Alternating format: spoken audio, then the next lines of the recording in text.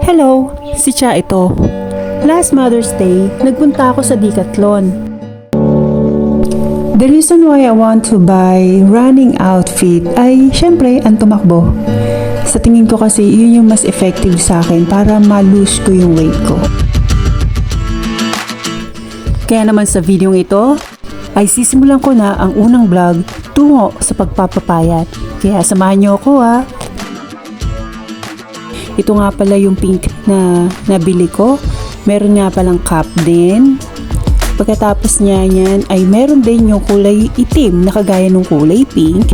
Gagamitin ko sa aking pagtakbo.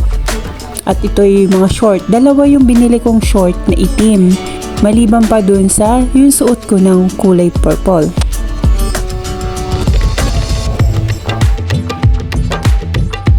Hindi naman talaga kailangan ng mamahaling damit para mag-ehersisyo.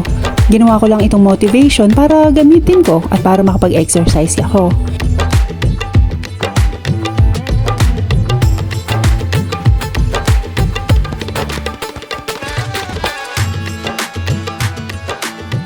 May 13, 2024. Now, simulan ko na ang Day 1.